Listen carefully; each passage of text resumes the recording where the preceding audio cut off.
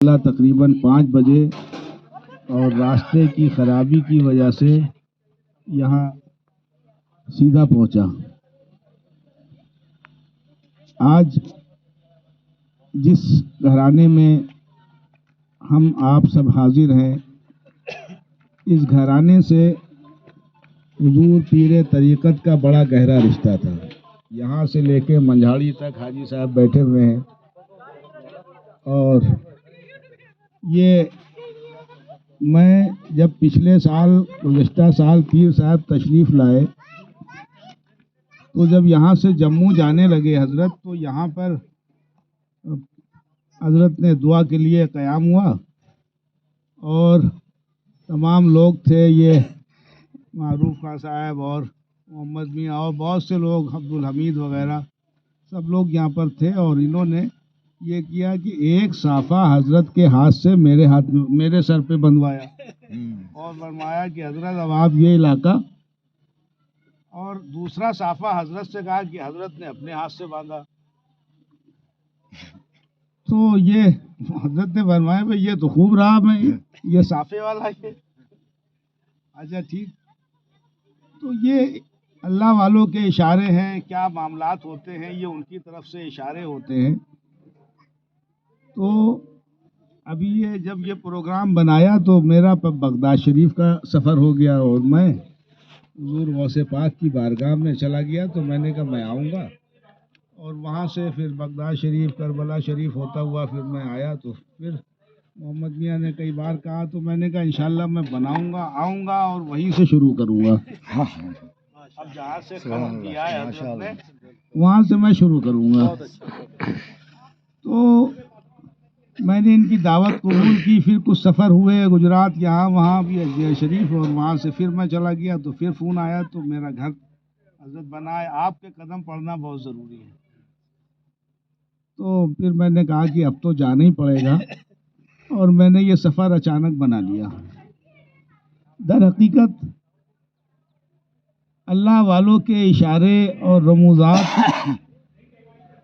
یہ ہمیں آپ کو سب اتباع شریعت کے اوپر پابند کرتے ہیں، اور یہ دنیا، یہ جہان اللہ تبارک و تعالیٰ نے یہ پہاڑ، یہ درخت، یہ شجر، یہ حجر، یہ بلک، یہ ندیاں، یہ باغ و بہار، یہ سب بنایا ہے تو اس نے مصطفیٰ جان رحمت صلی اللہ تعالی علیہ وسلم کی شان جلوہ گری کے طفیل میں بنایا ہے، اور ارشاد فرمایا کہ محبوب اگر آپ کو پیدا کرنا منظور نہ ہوتا تو نہ میں یہ زمین کو پیدا کرتا، نہ میں آسمان کو پیدا کرتا، نہ میں لوح و قلم کو پیدا کرتا، یہاں تک کہ میں اپنی ربوبیت کا بھی اظہار نہ کرتا۔ شاعر نے کہا ہے کہ بھئی یہ سب ہے، فقط اتنا سبب ہے انعقاد بزم محشر میں کہ ان کی شان محبوبی دکھائی جانے والی ہے۔ اب دنیا میں تو سب آئے، تو کوئی اس راستے، کوئی اس راستے، کسی نے یہ مذہب، کسی نے وہ مذہب، لیکن سچا مذہب اللہ تبارک و تعالیٰ نے ہمیں آپ کو عطا فرمایا ہے، اور اس کی جلوہ گری کے لیے شاعر نے کہہ دیا کہ فقط اتنا سبب ہے انعقاد بزم محشر میں، کہ دنیا میں تو اپنی منمانیاں بہت کی، لیکن اب جب اس دنیا کا اختتام ہوگا اور یہ زمین سمیٹ لی جائے گی، یہ پہاڑ گالے روئی کے گالے کی طرح اڑا دیے جائیں گے، اور یہ باغ و بہار سب ختم ہو جائے گی، تو اللہ تبارک و تعالی جب محشر قائم فرمائے گا تو اپنے محبوب کی جلوہ گری فرمائے گا اور دکھائے گا کہ اے لوگوں، تم دنیا میں کس کس راستے پہ چلو، لیکن آج حوض کوثر اسی کو ملے گا جو مصطفیٰ جان رحمت کا دیوانہ دنیا میں رہا ہوگا۔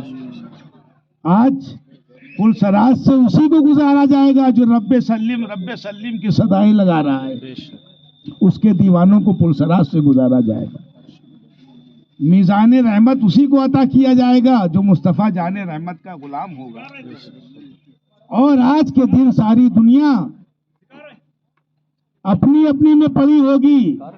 لیکن ہمارے مصطفیٰ جان رحمت اللہ کی بارگاہ میں رب سلم رب امتی کی صدائیں بلند کر رہے ہوں گے، اور ہمارا بیڑا پار کریں گے۔ سبحان اللہ۔ تو ہم ان کی امت ہیں، اور اس جہان کے لیے اللہ تبارک و تعالی نے یہ جہان ایسے ہی نہیں چل رہا ہے، یہ ایک نظام قدرت ہے۔ اعلیٰ حضرت فاضل بریلوی رضی اللہ تعالیٰ عنہ آپ نے ملفوظات شریف میں ارشاد فرمایا کہ ایک پہاڑ کے اوپر ایک پرانا پھٹا نچا کپڑا پہنے کوئی سو رہا تھا،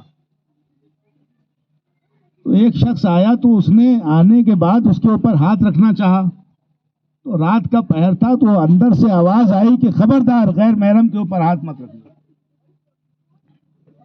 تو وہ چونک گیا،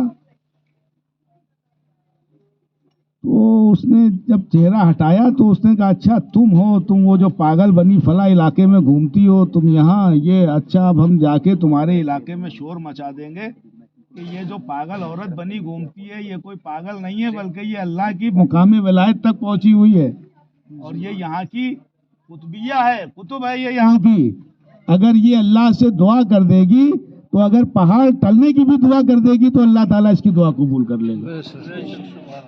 یہ فقیر اس طرح سے چلتے ہیں جس کا ہمیں آپ کو ادراک نہیں ہوتا ہے۔